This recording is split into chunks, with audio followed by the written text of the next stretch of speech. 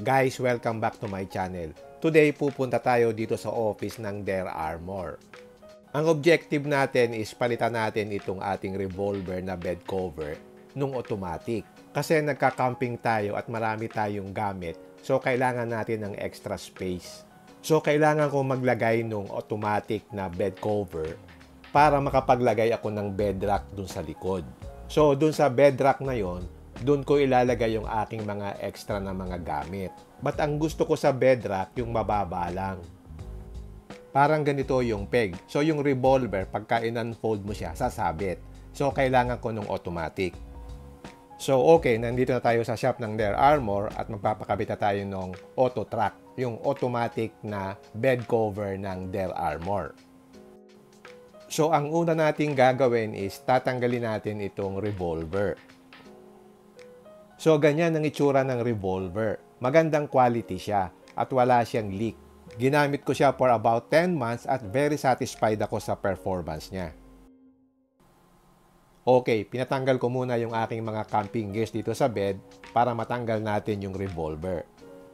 By the way, ang price nga pala ng revolver ay 38,000 pesos. At yung ipapalit natin na auto track na Gen 3 is 67,275 pesos. Okay, natanggalan natin yung laman at now tatanggalin na natin yung revolver. Meron lang siyang 4 na nuts doon sa may unahan. So pag tinanggal mo yon, malilift mo na yung revolver. Okay, natanggalan natin yung revolver. Ang sunod naman tatanggalin yung mga brackets.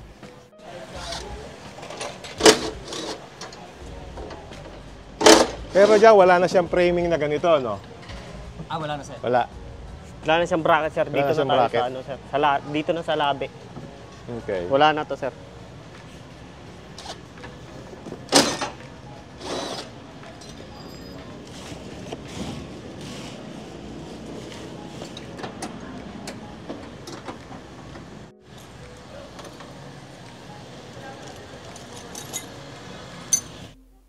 Ang sunod na tatanggalin itong railing, naka-sealant yan. So, kailangan tanggalin yung sealant para mas malinis ulit. So, yan, natanggal na yung sa left side. Pagkatapos, tatanggalin naman itong sa right side. Okay, natanggal na yung mga bracket. And then, ibabalik naman natin yung original na anchor points kasi hindi mo na kailangan yun. Diyan kasi kinabit dati yung mga bracket. So, back to original condition nung wala pang revolver. Kasi ngayon, ibang bracket naman ang gagamitin. Take note na walang drilling dung sa bed. So, okay na, malinis na. So, ito na yung ating ikakabit. Itong Der Armour Auto Track. Itong nasa box. So, ito yung, Auto track, sir. Auto Track, no? Engineered in Australia. Yan pala yung box, malaki. Yun. So, inside it, what's inside? Railing, sir. Railing po niya. Dalawa. Okay. Ito yung pinaka-railing niya. Opo. Alright. Ito yung mga mechanism niya, sir. Yung mga tornilyo.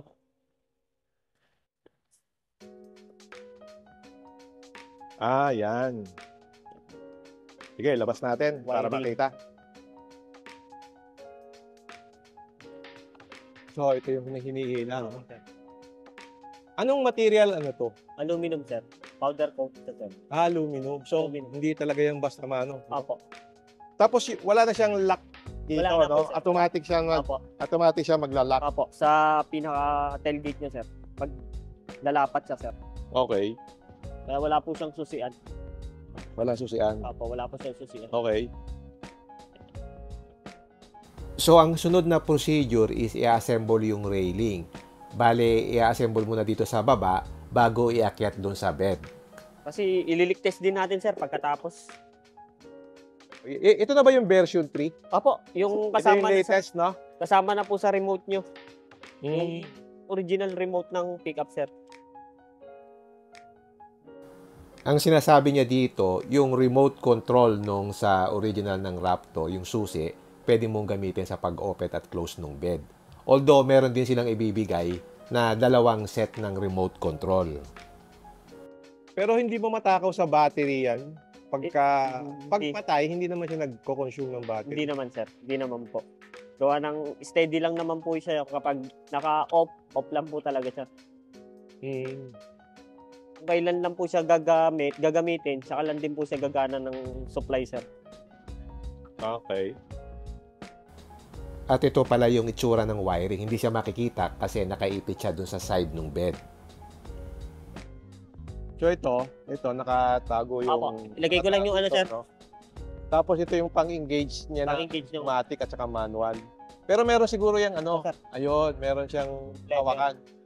Ito yung hawakan niya, no? Opo. Yun. Ito, Nakataas. automatic, sir. Automatic. Dapat Pag manual. binaba, Pwede mo na siyang kilain. pwede mo siyang hilain. Pero pagka naka-automatic, hindi mo siya Hindi mo siya ayan, sir. Okay. Naglalak siya. Okay. Pero yan ba, pagka pwede mong automatic hanggang gitna lang, halimbawa, Pwede, sir. naka-remote lang. Pwede. Pwede mo siyang pwede mo siyang depende sa kung saan mo siya gusto ilagay. Okay. Kung gusto mo half lang o kahit mga ganito lang, 3/4 or Pwede. pwede, sir, kahit sa portion, sir. Okay. Okay. So, yan ang drain, no? Drain, opo. Drain hose, sir. Papasok dito. Opo, papasok po siya dyan. Yung drain hose. Okay. Kabilaan po. Okay. Meron din po para sa likuran. So, pupunta yan?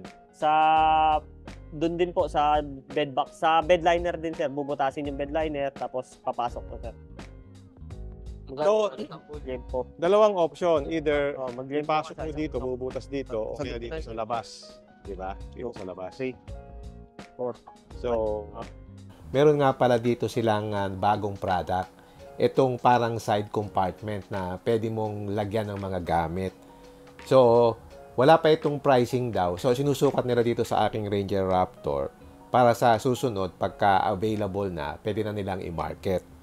So, ang concept nito ay nagsuswing siya palabas. So, pagka meron kang kukuhanin na gamit, magsuswing siya. So, makukuha mo yung gamit, tapos may babalik mo ulit sa sides. So, para siyang swinging compartment. Anyway, future product daw nila yan. So, tinetest lang dito kung ano yung itsura at paano nila ikakabit using yung mga mechanism dito. Okay, ang next step, maglalagay tayo ng drainage. Meron siyang provided na hose na ibubutas mo dun sa bed liner. Pero hindi talaga siya tatagos dun sa metal itself. May butas lang ng konti dito sa bed liner para ma-shoot natin yung hose. May nakaabang na pala na drain hole doon sa metal bed so hindi mo na kailangan magbutas. So, nagpa-test tayo. So, lalagyan natin ng tubig. Tingnan natin kung saan lalabas yung tubig. Halimbawa, merong hose na. So, makita nyo, lumalabas doon sa ilalim. So, meron na siyang talagang nilalabasan ng tubig doon sa bed. So, meron na siyang parang kanal doon. So, pag nailagay natin yung hose, doon na pupunta yung tubig, hindi na siya pupunta doon sa loob ng bed. Next natin yung wiring. Wiring, sir. So, saan pinapadaan yung Dito, wiring? Sa ilalim. Opo. So, hindi siya makikita. Hindi siya doon. Opo, sir. Hindi po. Okay. Mahaba din pala, Opo. no? Papunta po siya sa, sir? Sa battery. Sa battery. Opo. Ito, sir. Dito, sir. Oo nga, no? So, pasok dyan. Tapos, daan sa ilalim. Opo, abangan po sa Sabagay, may ano pa doon eh. May separate doon na tornilyo. Opo, yung abang po, sir. May nakaabang na doon. So, yung wiring na yan, papadaanin sa ilalim. Tapos, ikakabit ngayon doon sa battery. Kaya medyo mahaba yung linya. Ipatong po yung pinaka, natin, sir? Roller lead. Okay. Tapos, ito pala, sir. Tatanggalin natin to. Bakit? Dito po tayo magbabracket na. Normally, dito tayo sa revolver, sir, no? Yung bracket na yun. Oo. Bali dito. sa auto, Dyan, sir, dito na tayo, sir. dyan ang bracket mo. Opo, dito na tayo. Tanggalin lang po natin yan. Pati po yun dito. Yan. Okay. Kabilaan, sir.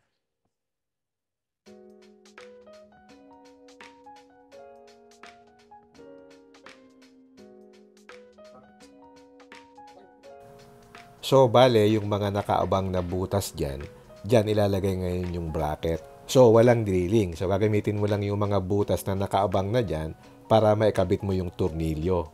At mas maliit ang mga bracket niya compared dun sa revolver. So, yan yung mga bracket niya. Bale, 4 na bracket yan. Tigda 2 sa bawat side. So, kinakabit na niya yung bracket dito sa right side, 2 yan. And then, dun sa left side, 2 din. Then, after may kabit yung bracket, pupunasan niya itong side kasi dito siya magkakabit nung pinaka-railing. Diyan ngayon ikakapit yung 3M tape. So, kailangan malinis yan para makapit yung double-sided tape. Okay, ready na natin ikabit itong railing at saka yung canister na inassemble kanina. This is yung version 3. So, medyo maliit na yung kanyang canister compared dun sa version 1 and version 2. So, medyo mag-occupy siya ng kaunting bed space. Kasi dun sa revolver, wala niyan. Kaya mas malaki yung space pagka dun sa revolver. So, i-fix muna natin yung sa harap. Okay. Ayan, pinaka-lock niya, no? Apo, sir. Yung pinaka-guide niya na rin, sir. Para sa alignment niya, sir. Kasi yung Raptor, sir, may butas talaga doon na original. Okay. Na may thread na rin. Okay. Ah, yan. Para may takip para malinis tingnan, no? Apo, sir. Yun. Yan ang kagandahan ng Raptor. May nakaabang na butas na. Kaya hindi ka na talaga magdi-drill. So, kapag na-fix na yung tornilyo, tatakpan mo na ngayon itong cover. So, yan. Nakatakip na yung cover. So, malinis na. And then, you repeat the same process dito sa right side. After that, ikakabit na natin yung railing using double-sided tape. Yung railing na yan, nakasakay dun sa bracket. Bali, tatanggalin lang natin yung... Tanggalin mo na yung double tape, no? Apo, double tape, sir. Tapos... Pero lalagyan pa ba ng sealant yan? Hindi na, sir. Hindi na. Hindi na, sir. So, makapit na siya. Apo. Pero parang hindi ako kampante na 3M tape lang ang magkakapit dyan kasi pwedeng magkalik dyan. So later, papalagyan ko siya ng sealant dun sa ibabaw. Okay, tapos na yung sa right side. Punta naman tayo dito sa left side. So same procedure din, i-fix siya using yung double-sided tape. So after ma-fix na, papahigpitan niya ngayon yung bracket. So, 2 bracket siya on each side. Next, i-fix na natin yung wiring. Ito po, yung wire na itatap po natin mamaya sa gas tank nyo. Okay. Para pwede nyo nang gamitin yung original remote ng sasakyan? Opo. Pwedeng gamitin Pwede yun? na, Hindi na yung remote nung ano? Pwede rin siya. Bali, 3-way siya. Pa-supply kung pwede ka sa remote, pwede ka sa cellphone, pwede ka sa saki ng sasakyan mismo. Ah, okay. Bali, 3 siya. Pwede siya. Okay. Saan itatap yan? Tatap natin, sir, sa gas tank. Okay. Sa gas tank, sir.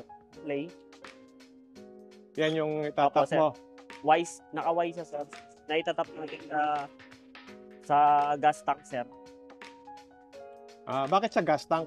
Sa gas tank, sir. Bali kasi yung gas tank natin, sir, kapag nilock po natin yung unit natin, sir, sumasabay din po yung gas tank. Oo. Ngayon, sir, kapag in-unlock o lock natin yung unit, sabay din po yung yung gas. Kaya doon po tayo kukuha ng supply sa gas tank. Okay. Okay, kinoconnect na nila yung wire, which I will show you later kung paano. Then, i-fix na natin yung drain hose na binutas kanina. So, inilalagay na niya ngayon yung drain hose. So, ganyan yung itsura niya. Hindi siya nakakasagabal. Then, magkakabit tayo ng maliit na drain pipe dito sa likod. So, magbubutas tayo ng maliit dito sa bed liner para maipasok natin yung pinaka-hose. Ang butas niya doon sa plastic bed liner lang, hindi doon sa body. So, kung sa labas, lalagay mo ganyan. Pwede rin ganyan, no? Sa labas. Yan, nakaganyan. Ang problema dyan is gagalaw-galaw to. So, i-anchor mo pa siya. So, mas mahirap. So, lagay natin sa loob. Sa loob na. So, pinasok natin itong pinaka-drainage line dun sa butas na ginawa natin. Tapos, dito natin ikinabit para yung tubig dito lalabas. So, ganito yung itsura niya nung finished product. Malinis naman siyang tingnan. Then you repeat the same procedure dito sa left side. Pinasok ulit natin yung pinaka-hose para ma-fix na yung drainage line. Okay, naka-fix na. And then meron tayong isisil na gap dito. Meron po siyang gap. Opo, gap. Ngayon lalagay po natin to. Bali ganyan siya. Okay. Ngayon, i-screw lang natin, sir. Screw lang yan. Opo, screw. So, in-screw niya dun sa ibabaw at saka dun sa side. So, yan, naka-fix na yung rubber na yan. So, pag kinlose mo itong tailgate, yan, nasil na yung pinaka-gap dyan. And then, nilagyan din natin yung sa left side. Bakit? Kailangan Opo, ilubrikan? lulubrikan po siya. So, sige. Ito po, sa package, sir, may kasama May siyang kasama na siya. may kasama na siyang pang-lubricant sa ano, sir. Eh, paano pag Sarili. naubos yung lubricant? Bibili. Pwede kayo, sir, mag-ano, sir, yung mga Singer oil, Oo. basta pang-gear oil siya, yung mga, kahit mga pang Langis lang yan. langis lang, sir, no? oil lang siya, sir. Okay. Every 3 months, Okay. ilubricant nyo lang po yung ano. Kasi pag hindi mo nilagyan, gaganit. Apo, maganit, tsaka minsan hirap po yung motor, yung pinaka-motor niya para mag-roll po sa kanya papasok sa loob. Mahihirapan po yung motor, baka masira po yung pinaka-motor niya. Okay. Lubricant lang po siya. Okay. Okay, tapos na siya. Makita nyo, meron din siyang kasamang ilaw dun sa loob. Mamaya, papakita natin yung pag-open and close. Now, i-finalize muna natin yung electrical connection. So, may kasama pala yung ano, fuse. Fuse, sir, fuse. Okay. 25 ampere, sir. 25 amperes na fuse. Apo. So, yan. Ito siya, sir. Saksak. Saksak. Tapos itatap natin ngayon to sa ground, sir. Sa Sa ground. Sa ground, sir, normal. Dito na lang tayo mag-ano, sir. Okay.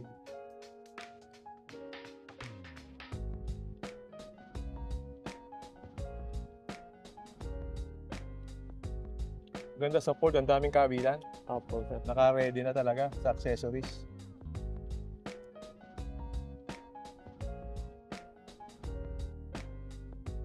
Tapos, dito tayo sa positive, sir. Bali, naglagay na siya. Pwede ka ako dito sumama na lang. Ano ba nakakabit yan? Yan sa busina.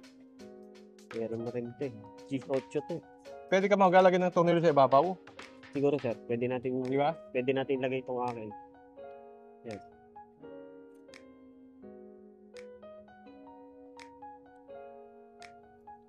Pero itong isa pa, bakante, hindi. Hindi, sir. May, So, matapos nating ma-fix yung sa battery, check naman natin yung connection dito sa may gas tank. ito po yung sa socket nung sa gas tank niya, sir. Oo. Ito po. Okay. Tapos, Doon ka nagtatap. apo, ito po yung supply na kukuhaan natin. Tapos, ito po yung kasama nung kit nung sa auto track. Ito yung kaninang tinuro ko nung start. Ito po, yung wire. Bali, ito po siya. Sasaksak po natin. Para may dito. extender ka. Apo. Bali, Y series po tayo. Oo. Y. Okay. Tapos, ito po yung original nyo na supply, yung pagkukuhaan. Ito po yung socket. Oo. Bali, ganyan po siya. Tatap ka lang. Tatap lang, sir. Lock. Okay. Tapos, lock. Okay. Tapos, bali, ito na po yung pinaka, ilalagay natin doon sa, Sa babalik ulit. doon sa ibabalik ano, para gumana po yung gas sa tank natin. gas tank. Okay. Natali ko lang po. Okay. Okay, tapos na. Then, check naman natin how to operate it. Ano ng off? Off, sir. Ito. Okay. Off. Tapos, On. on. Okay. Tapos, ito yung close. Close. Yung, ano, sir.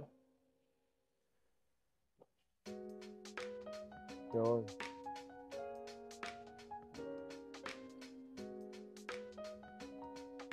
Bali, mamamatay din yung ilaw. Mamatay yung ilaw. Tapos, pag binuksan mo naman siya, automatic din yung ilaw, sir. Okay. Di ba, gusto mo itigil sa gitna, Pwede rin, sir. pinti mo lang. Apo. Press mo lang din, sir. Tapos, kung gusto mo na sagad Okay. pa, tapos stop. Okay. Ganun lang. Counter mo lang, sir. O kaya Okay. double, Okay. double Double click. click lang, sir. Okay. Yun. Depende sa'yo kung saan mo gusto siya ilagay, sir. Okay. Tapos, yung pagsara, sir, safety. Parang may pinch, ano. Hindi Apo, ka- ayun, Pag tumama sa'yo, babalik. Apo, babalik siya. For safety. Apo. Okay. Ayun. So, ganito na yung itsura ng finished product kapag ka naka-close. Makita nyo, malinis, maganda siyang tingnan. At wala na siyang susian dito sa bed. So, pagka naka-full na naka-close siya, naka-lock na yon kapag ka sinarado mo itong tailgate. So, hindi na siya mabubuksan. Okay, try naman natin yung pag-open and close using yung susi ng Raptor. 1, 2, 3. So, pwede pala siya dito. Tatlong press. 1, 2, 3. Opo, sir. Tapos, pag sara, sir, 1, 2, 3 rin po. Counter sa baba. Ito. Opo, 1, 1, 2, 3. 3. Yan. Yun. Tatlong pindot, sir.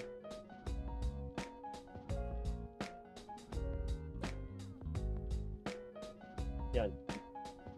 Okay. Ganun lang, sir. 1, 2, 3. Pwede mo siyang pindutin dito para mag-open yung ulit ha. So, dito, pe-press ko ng 1, 2, 3. 1, 2, 3. So, tingnan natin kung mag-open. Ayun, nag-open siya. Okay. Sagad. So, kung gusto ko namang i-close, pe-press ko ulit yung tatlo na to. 1, 2, 3. Medyo mabilis ko. Dapat mabilis, no? 1.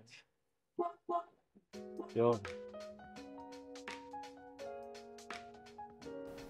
Meron din nga pala siyang app. You can control it using your cellphone. Paloob ba? So, mag-open siya. Stop. Tapos po close Paloob. po. Dito ko nilagay sa loob. Close. Okay, siya close. So, meron siyang app. Palabas. Paloob. Okay. Turn off. Pag bumili nga pala kayo ng auto track, meron siyang libre na pang-seal dito sa tailgate. Kasi merong space dyan Dyan pumapasok yung mga alikabok at saka yung tubig. Ito yung rubber na pang-seal niya. So, pag nakabit mo na siya, so naka-sealed na yan. So, yung alikabok at saka yung tubig, hindi napapasok kapag sinarado mo yung tailgate. By the way, since nandito na rin tayo sa mga mahilig ng roll bar at marami ring nag-a-ask, meron silang inialok sa akin na roll bar. So sa mga naka-rugged na setup, babagay ito. Pero sa setup ko, hindi siya bagay. Ang selling price nitong roll bar is 25,000 pesos. So tingnan natin yung side view. So ganyan ang side view niya. And then kasama dito sa roll bar, meron din siyang parang basket dito sa taas. Yan ang ikakabit nila na basket. Yan, ganyan ang pagkakabit niya. So, meron kang additional na pwedeng paglagyan na parang roof rack. And here's another view from the right side. So, ganyan yung itsura niya. And then, meron din silang roof rack.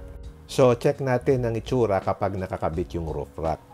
Ganito yung front view at ganito naman kapag yung sa side view. So kung interesado kayo, yung roof rack nila, ang selling price is 16,100 pesos. So meron silang package, yung auto track na Gen 3, yung roof rack at saka yung roll bar. So parang bundle siya, ang total bundle price is 101,500. So you save 7,600 pesos. So, kung gusto mo naman ng bundle nung revolver, ang total price niya nung revolver, nung roof rack, at saka nung roll bar is 75,000 pesos. So, may savings ka na 6,000 pesos sa bundle. So, ito yung summary ng pricing ng kanilang mga items at saka yung bundle. So, ilalagay ko din yung contact details nila dito sa description below. By the way, ang address nila is dito sa Faustino Street, dito sa Commonwealth Avenue, Quezon City. Makikita siya sa Waze. Okay, summarize natin. Ang ipinakabit ko lang is itong auto track na automatic na bed cover. Hindi ako nagpakabit ng roll bar saka nung roof rack. Kasi ang team ko dito is yung clean look. Hindi siya babagay sa aking clean look setup. Pero bagay yun sa mga rugged look na setup. And by the way, as I said, palalagyan ko siya ng sealant. So, pinalagyan ko ng sealant dito sa sides para sigurado walang leak. So, ang paglalagay ng sealant, lalagyan muna ng masking tape para hindi kumalat yung sealant. Then, in-apply na niya yung sealant dito sa portion na to para hindi pumasok yung tubig. So, pag natanggal yung masking tape, malinis na yan. So, umuwi na tayo. Bakit ko ba kinonsider itong auto track ng Der Armour? Ang kinonsider ko dyan, unang-una yung aesthetics niya.